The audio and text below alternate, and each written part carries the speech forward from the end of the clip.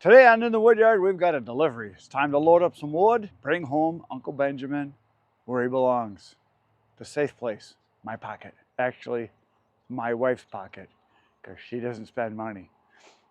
I'm guilty of that. She saves way better than I do. The sun is coming up. It is a beautiful morning. Once again, this fall has turned out to be absolutely spectacular.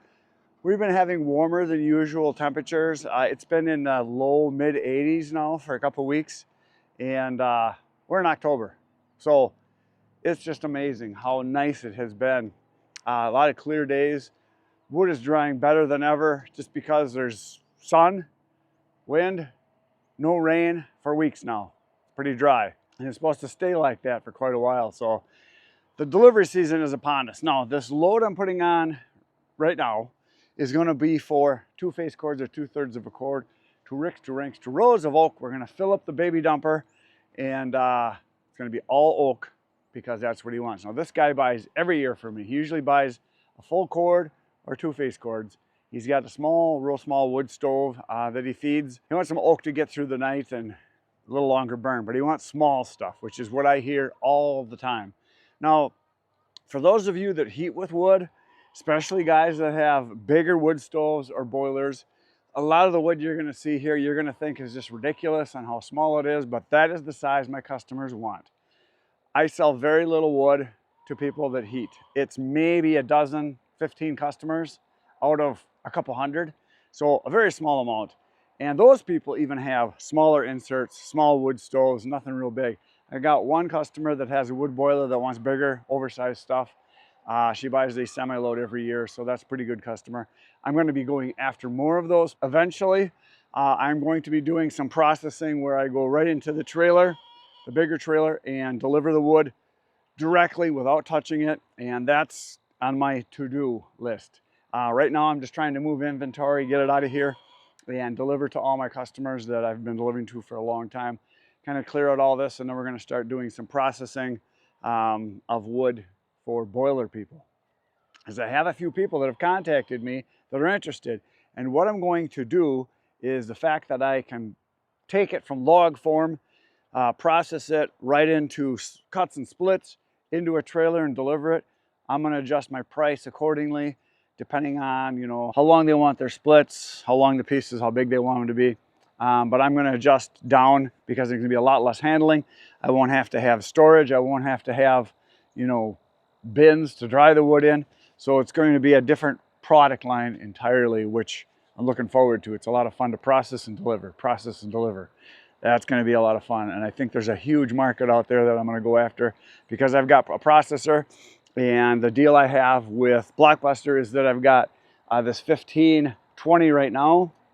Actually, it's the 1520 plus HP, high performance. They've got several other models that eventually they're going to get to me, and I'm going to be using those too. It's like going to be every 4, 5, 6, 7 months, something like that. I'm going to get a new machine, and we're just going to keep rotating through their stuff. They like the advertising and the videos. I like using the processors. It's a lot of fun. So a very good relationship I have with them. So great company. They're coming out with a bunch of new stuff, which you guys are going to be seeing. It's going to be awesome. There are products they have coming out that are going to be bigger, better, faster. All kinds of cool things are coming down the lane, which is awesome. And so yeah, that's the story, and I'm sticking to it. Right now we're going to do some chucking of some wood. Here we go.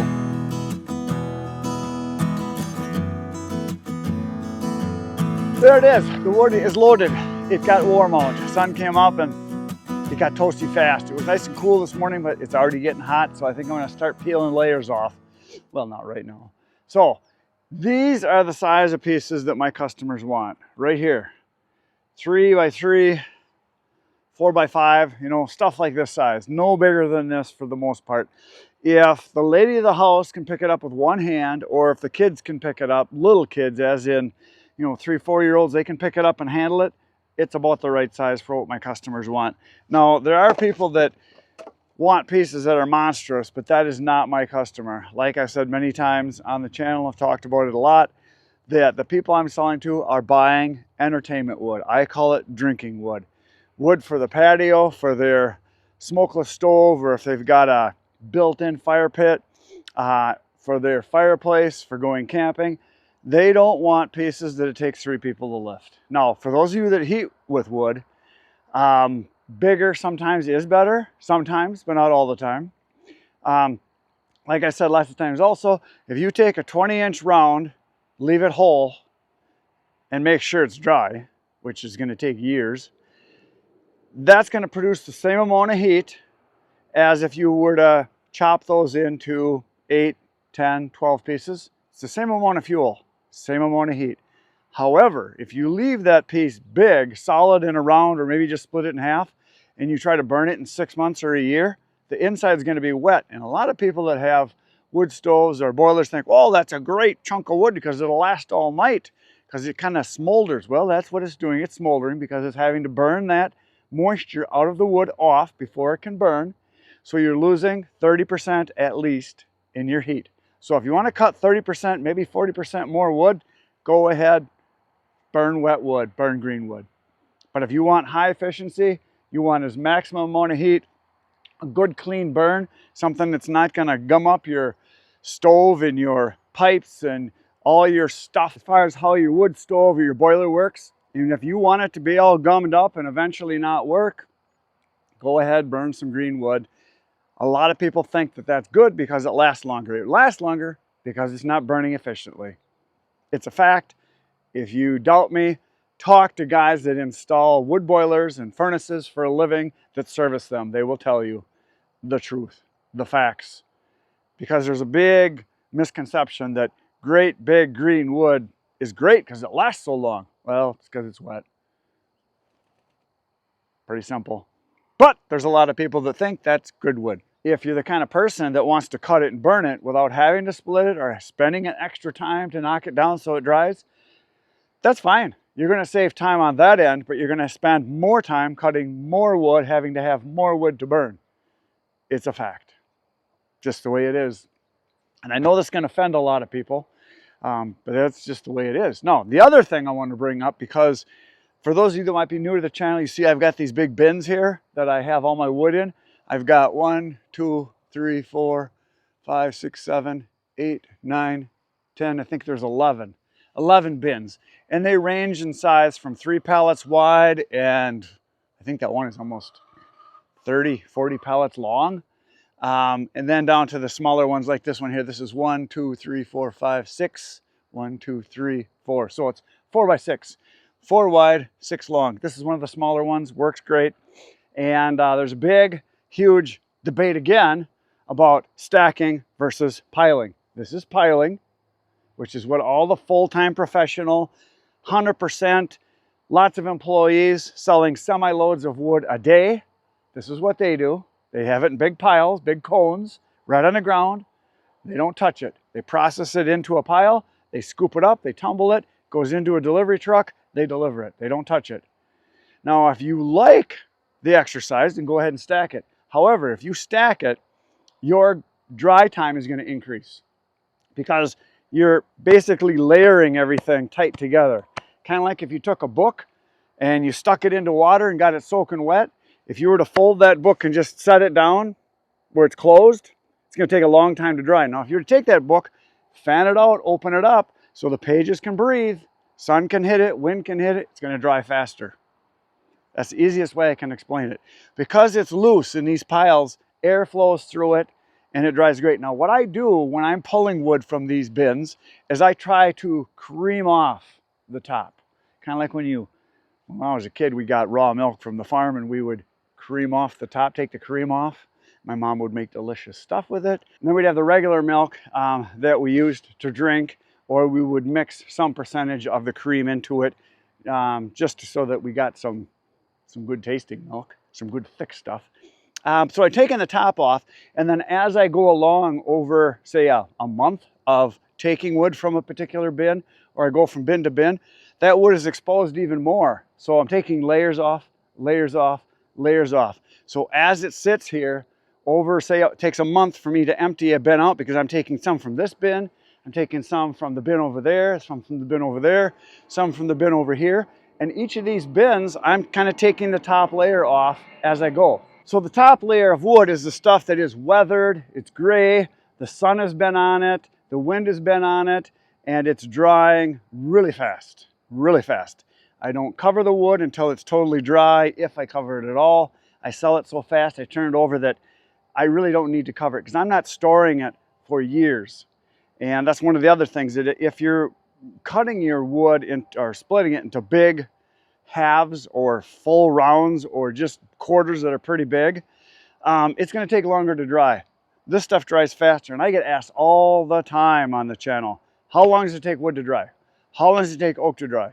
How long does it take this kind of wood, that kind of wood to dry? And my answer is always the same. It depends. It depends on if it was green wood, if it was dead standing wood, if it had tipped over and it was on the ground, or tipped over and was hung up for a couple of years, if the bark is on, if the bark is off.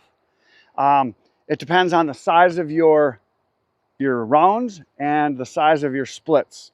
So if you've got bigger chunks, it's going to dry much slower. Now, when I was a kid, we heated with wood. Well, my dad did up until just a couple of years ago. So 50 some years of helping him cut wood and bring it into the house and burning it.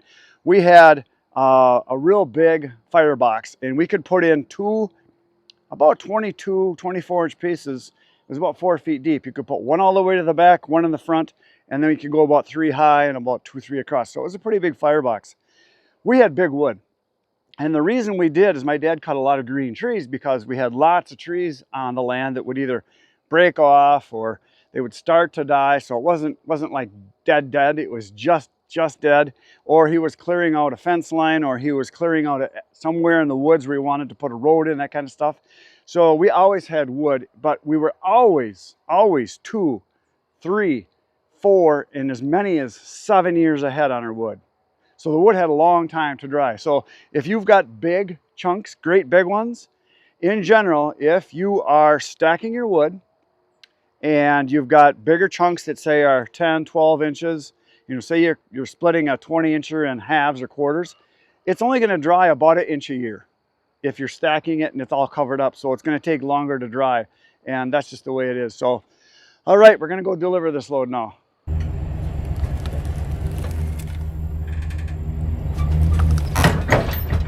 My plans have changed. So I was getting ready to leave, and I checked my phone because I always check before I leave, and the guy I'm supposed to be delivering this load to is not home yet. And he said he was at work and he wouldn't be able to get away for at least a few hours, but I have another delivery to do after his. So I am going to disconnect this trailer, and I'm going to hook up my other trailer, which I loaded yesterday with a full cord. We're going to deliver that in a little while. And then the guy that I'm supposed to deliver this to said that he would like it if I deliver tomorrow morning, which is better for me because I got other stuff going on today. So I'm not going to deliver this load till tomorrow morning, which is awesome. So it works out great. But when I was pulling away, I was checking the trailer over. I always check to make sure I've got everything hooked up correctly, the lights, the safety breakaway chains, the safety brake, the clasp and the pin, and the foot is up. Checked all that, and then I know that my tires have been getting worn down, but I didn't realize how bad this one was. So what I just did is I drove up onto these blocks here so I can get at this tire to change it. So I'm going to show you, if you guys can see, there's no tread right here, nothing. Bald. So yeah, this is the tire that obviously gets ground into the cement and the blacktop as I'm turning onto driveways. So I'm going to take this tire off and I'm going to put my spare on because that's never been used and it's in really good condition. So we're just going to take that off. The other tires aren't bad. There's still I don't know, probably at least 1/4, 3/8 of an inch of tread on all the other tires. It's this one that's really bad. So I'm going to take this off right now and I'm going to put on my spare and then have that for a spare. And then eventually, obviously, I'll have to get new tires. My plan was that I was going to get all new tires put on before the snow comes in a few months because I'm going to be doing a lot of deliveries over the next 2 months, and before snow comes I'll probably get all new tires for this trailer, maybe even my other trailer too, because I've got a lot of miles on these things. So, and obviously I don't want bald tires. I don't want something blowing out or sliding all over on the road when there's ice or wet conditions, things like that. So we're going to swap this tire out right now. We're going to put on my spare, which is brand spanky new. Some are going to say, why in the world would you run your tires up on blocks of wood like that? why don't you just drive it over to blacktop, get out your jack it up, because this literally took 30 seconds for me to lay the wood down, drive it up on top of here. My tire is free, so pretty fast. Now, this is the wrench that I keep in the hydraulic box, and I put pink tape on here, yes, because this is the one I need for this. And that's one thing you want to check, is that on your trailers, more than likely your trailer nuts are going to be a different size than your truck. So make sure you got a wrench and get them off. So I just loosened this up already. I just kind of put a block there so I can get it. And these were actually quite loose, I'd have to say. I was surprised at how easy they turned. So in other words, I'm going to tighten up all of my nuts on all my tires when I get done with this. We're going to take this one off and then put the spare on, because obviously this is not good. Not good at all. The tread is gone. So, and again, I can see the other tire right here. Looking at tread's pretty good on that one, and the other side is not bad at all either. So this is the one that's obviously the worst. So I'm thinking this is the tire that whenever I'm backing up into driveways, I tend to back. Obviously, I go past the driveway a lot of times on the right side, and then I back in around the corner of the driveway, you know, onto the apron, onto the right side. I'm not usually backing into the left. It's almost always on the right that I approach a lot of my deliveries. And at home, I do the same thing. I come in from the right, back into the right. So this tire is obviously the one that does all the spinning on the concrete and on the blacktop. So that's why it's wearing so fast, because it's those tight turns that does it. And when I come here to my business with a load, if I've got a load on and I've got work to do, I will a lot of times do a circle in my parking lot the same way all the time. And I think this is the tire, obviously, that's taking all the abuse. So we're going to take it off, and hopefully it'll be all good. So it'll be okay for a spare, but I definitely don't want it on there anymore. So I don't know if you guys can see. I'll hold this up close so you can take a look. Look at how wore that is. I mean, it's right down there. Yeah, I'm glad I'm taking it off. I can even see some checking in here where it's way past the wear marks. So it definitely needs to come off, and we're going to put the spare on. So here's the spare. Same size tire, but it does not have the galvanized rim. So it's not the end of the world.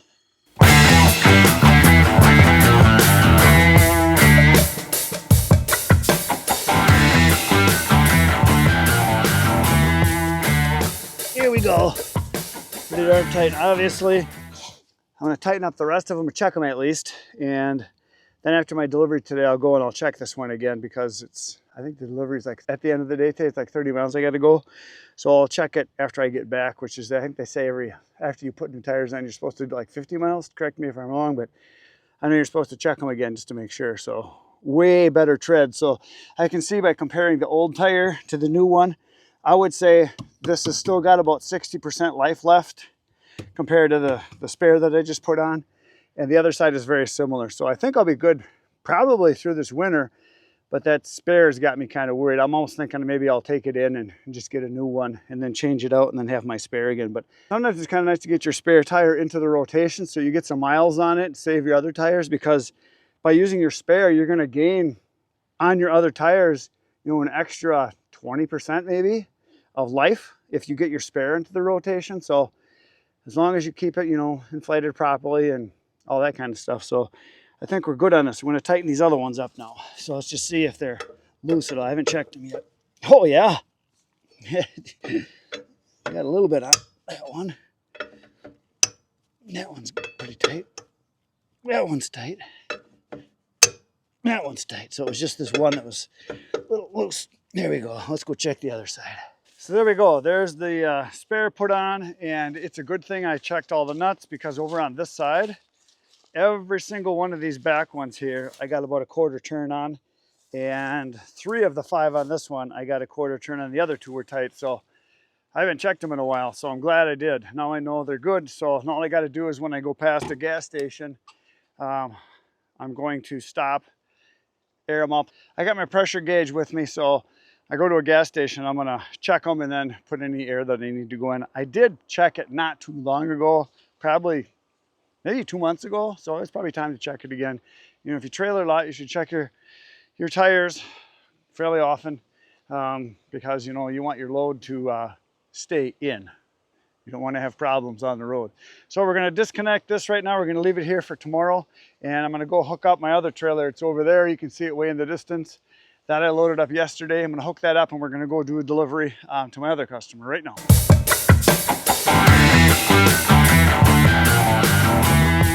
Both the safety hooks, the breakaway, the collar is on with the pin. The foot is up with the pin.